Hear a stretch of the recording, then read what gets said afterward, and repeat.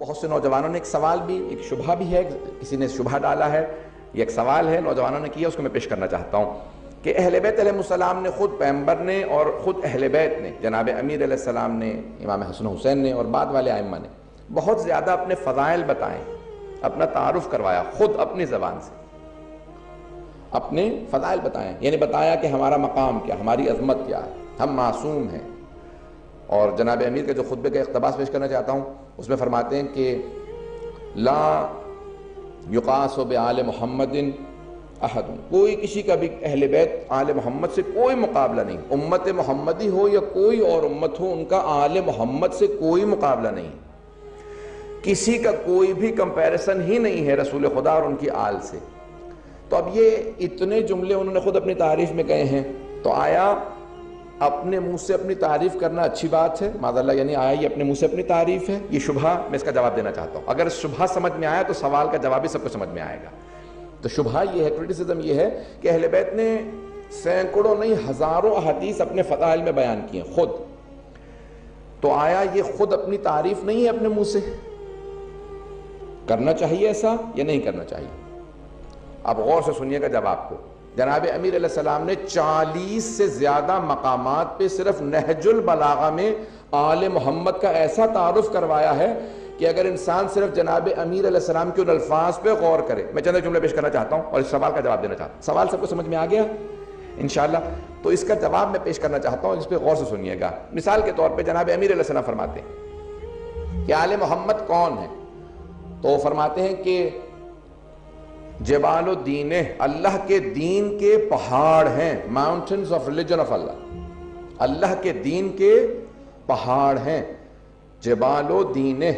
اس جملے کو اگر تھوڑا سا تشریح کر دوں، قرآن نے کہا کہ والجبال اوتادا، وتد سے اوتاد، میخ، کیل، نیلز ہوتی ہیں، بلڈنگ کے اندر نیلز لگاتے ہیں جو اس کو ہولڈ کرتی ہے، تو قرآن کہتا ہے والجبال اوتادا، اس پوری زمین کو ہولڈ کرنے کے لیے اللہ قرآن میں کہتا ہے کہ اللہ نے پوری زمین پہ ماؤنٹنز بنائے ہیں، یہ کیلوں کی طرح سے ہیں، میخوں کی طرح سے ہیں، پینس کی نیلز کی طرح سے ہیں، جنہوں نے زمین کو ہولڈ کر رکھا ہے۔ اگر بات پہنچ رہی ہو، یہ پوری کی پوری زمین کو ان ماؤنٹنز نے، ان پہاڑوں نے ہولڈ کیا ہوا ہے۔ اللہ کہتا ہے میں نے اس پوری زمین کو خلق کیا اور پہاڑ لگا دیے ہیں تاکہ یہ پورا کا پورا بیلنس رہے۔ یہ پہاڑ پوری زمین کو بیلنس رکھتے ہیں، سمندروں کے اندر بھی پہاڑ ہیں۔ کہ تم سمجھ نہیں سکتے، میں خالق ہوں اس دنیا کا، مجھے معلوم ہے کس پہاڑ کو کہاں رکھنا چاہیے۔ والجبال اوتادا، اب یہ قرآن میں ہے والجبال اوتادا۔ اب امیر المومنین قرآن کی اس آیت سے استدلال کرتے ہوئے کہتے ہیں اہل بیت علیہ السلام کے جبال الدین، کہ اہل بیت علیہ السلام اللہ کے دین کے پہاڑ ہیں۔ جیسے زمین بغیر پہاڑوں کے تباہ ہو جائے، ویسے ہی دین پروردگار بغیر آل محمد کے تباہ ہو جائے۔ یہ آل محمد کی وجہ سے دین باقی ہے۔ پھر دوسرے مقام پہ فرماتے ہیں اسی خطبے کے اندر، خطبہ نمبر 2 ہے، اور دوسرے مقام پہ خطبہ نمبر 109 کے اندر پھر فرماتے ہیں کہ اللہ نے جب جب چاہا دین کو زندہ کرے، جب جب چاہا علم کو زندہ کرے، تو آل محمد کے ذریعے علم کو زندہ کیا، اور جب جب چاہا جہالت کو موت دے تو جہالت کو موت بھی آل محمد کے ذریعے دی۔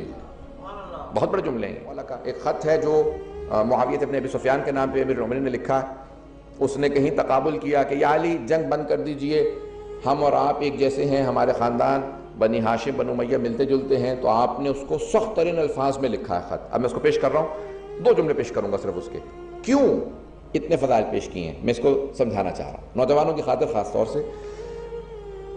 اب اس نے لکھا ہے کہ یہ 2 خاندان ملتے جلتے ہیں۔ جناب امیر علیہ السلام نے کہا کہ خبردار ان 2 خاندانوں کا تقابل نہ کرنا، اور پھر آپ آگے جا کے جملہ لکھتے ہیں اس کے اندر، کہتے ہیں کہ کیوں؟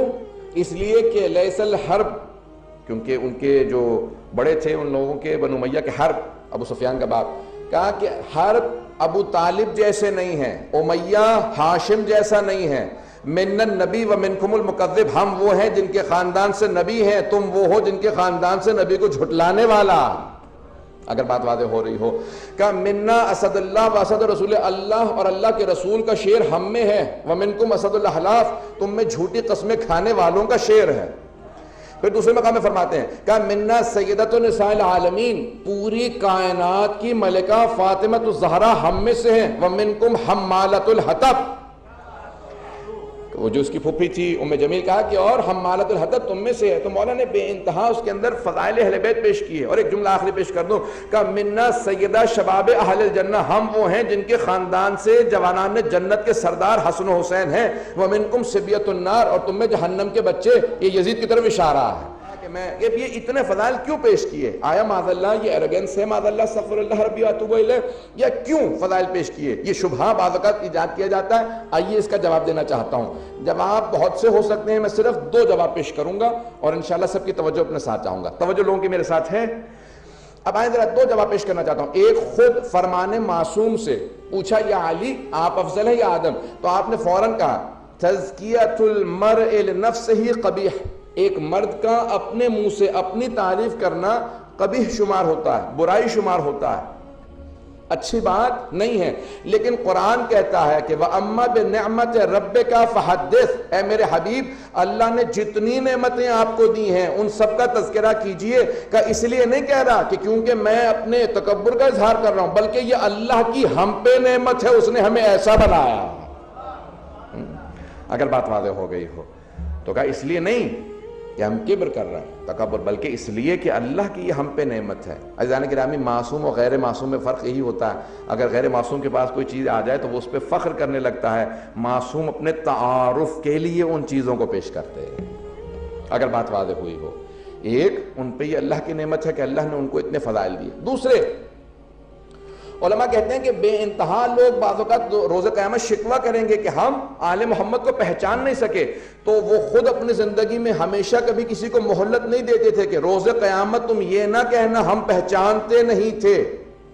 وہ خود اپنا تعارف کروا کے بتاتے تھے، پہچان لو میں علی ہوں، میرے علم کا مقام یہ ہے، میری شجاعت کا مقام یہ ہے. قرآن میں کون کون سی آیات میرے لیے آئی ہیں، جناب سیدہ کا مقام کیا، حسن حسین کا. یہ تعارف کروا کے کسی کو مہلت نہیں دیتے تھے کہ روز قیامت کوئی خدا کی بارگاہ میں کہے انہوں نے تعارف ہی نہیں کروایا کہ ہم پہچان پاتے ان کا مقام کیا.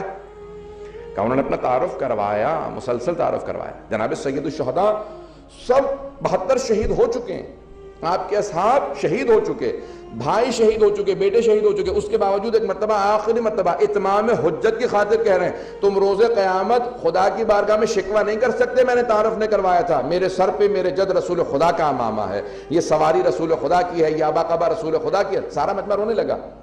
پھر آپ نے پھر کہا تم عنقریب پھر بھی مجھے مار دو گے. میں نے تعارف کروا دیا ہے تاکہ تم میں سے کوئی یہ کہنے لائق نہ رہے کہ ہم جانتے نہیں تھے حسین ابن علی کون.